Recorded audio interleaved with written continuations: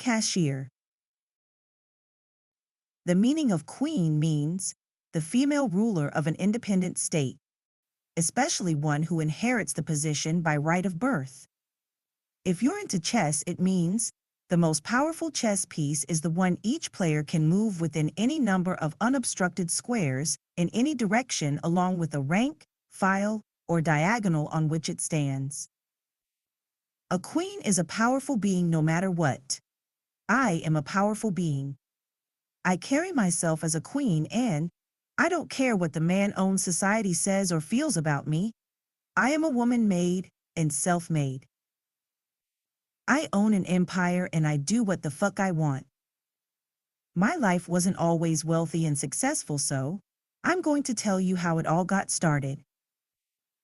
My name is Dallas Starr. I was born and raised in Chicago, Illinois. I was named Dallas because my mom loved that city and wanted to move there one day. She's only been there once, but she loves it so much that she named me Dallas. I don't know my father. My mom never talked about him. He wasn't important in my life anyways, because we were living in poverty and he wasn't here to help us. I grew up in a place called Inglewood Housing. This was a project on the south side of Chicago. We didn't have much or any help. My mom's parents were very religious and, when she became pregnant without being married, they threw her out in the streets. She was only 19 years old and was a grown woman to society.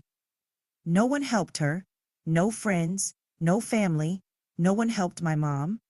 She wanted to go to college, but things changed. Her classmates were getting dropped off at college, and we were getting dropped off at homeless shelters. We lived in a homeless shelter until she got a job at McDonald's, and she saved up enough money to move out of the shelter and into the projects. I lived in Inglewood Housing until I got to high school. My mom worked her way up to become a manager at McDonald's when she was able to move us into a house we rented in the Inglewood area. We were still in the hood, just not in the projects anymore. During high school, I didn't have many friends and I wasn't popular either. I didn't care for boys or friends anyway. I grew up fast, and I just knew what I wanted in life, and it wasn't the bloodstains on the sidewalks or the crackheads asking me for money every time I walked to school. I wanted to be rich. I remember in my freshman year of high school this black woman named Kara Woods. She was dark-skinned just like me with long hair. She had on red bottom heels and a black work suit. She was also very pretty. She graduated from my high school. It was a pretty motivational day. People who graduated from Inglewood High School would show up and talk to us about what they are doing now in life. They pretty much told their success stories. She was the only one who stood out to me. Everyone else at Motivation Day had jobs. They worked for people. She was the only one who didn't. She owned her own real estate company.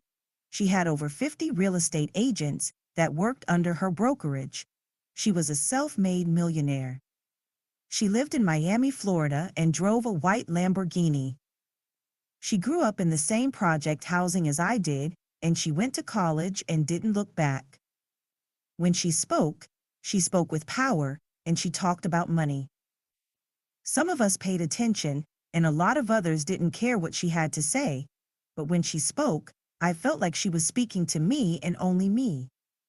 She even joined a sisterhood, a sorority. She passed out her information that day and I kept it. I told myself when the time was right, I will call her. Her speech changed my life.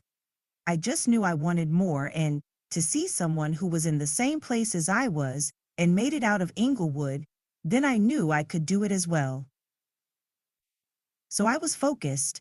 I wasn't worried about boys because I didn't want to get pregnant.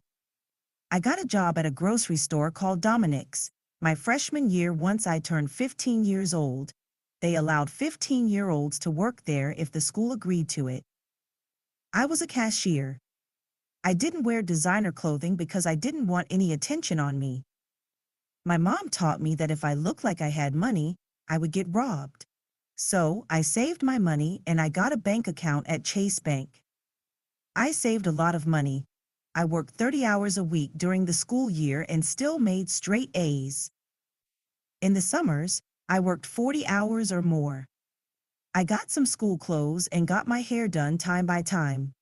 I didn't want any attention on me. When I made $400 checks, I would pocket 50 and put the rest in the bank. My mom would drive me to a Chase Bank far away from where I lived so people in our neighborhood didn't know I had money. My job wasn't in my neighborhood. I looked broke and acted broke. During my time in high school, I read books about real estate. I also read books about accounting and tax laws. I wanted to learn the power of wealth and money, so I trained myself. I wanted to become a businesswoman. I was called lame and was made fun of because I kept to myself. But I knew for a fact these girls who were making fun of me weren't going to be rich. I knew they weren't going to be on my level. I thought about the future. In due time, these hoes will see where I'm at in life and they see where they are. They'll probably be begging the system for money and stressing. Their baby daddies are not paying child support, but in the end, they'll see.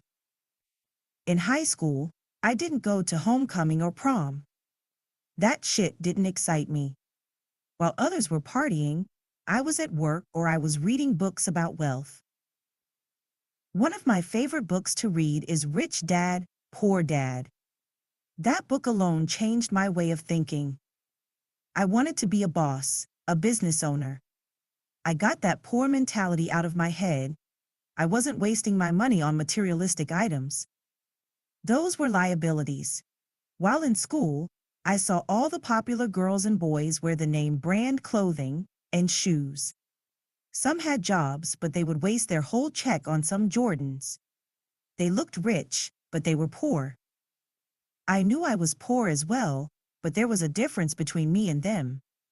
I saved $15,000 from the 4 years of me working.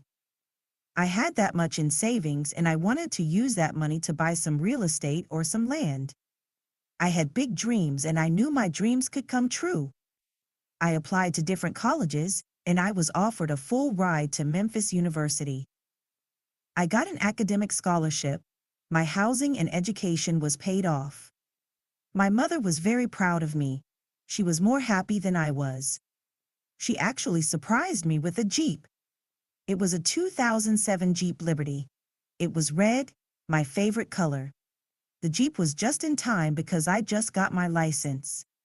She mentioned how she was saving money for me to have a car while I go off to college. She never had a chance to go to college. I was proud that I was able to do so, and I loved my new ride. When the time came for me to walk the stage for high school, the only person there was my mom, no one else in my family. It was sad, but it was cool because they'll see how big I will become. I was just a sin baby to my grandparents and the rest of my family, but that'll all change one day. That summer before college, I remember I worked 50 hours a week, sometimes more. I was really a loner, but I just didn't care about having a lot of friends. I've seen girls backstab their girls over niggas all the time. I've heard conversations of girls talking down about their friends to their enemies, then going back to their friends and smiling. I didn't have time for that fake love shit, but yeah, that whole summer, I hustled. I wasn't broke, I just wanted some extra for college. I wanted to go to college. I wanted to wear brand name clothing and shoes too. I couldn't do that in my neighborhood, but I knew I could in college. Inglewood summers were horrible. People my age were dropping dead. Gang wars were everywhere. 5 boys who I walked the stage with got killed already because of gang violence. 2 of them were going off to college. The crime rate was always high in the summer in Chicago. I was living in hell, but white people love to judge and point at a few that do make it out the war zone and say, "Look, this person made it. You can make it as well." Not knowing the hell that person went through and didn't care, but I knew I wanted out. When college started, I was happy to move far away. Before I left for college, my mom gave me a hug and a kiss and said, "Please don't come back, only come back to visit, but I'd rather come see you." I told her that would be the only reason I come back to this hell.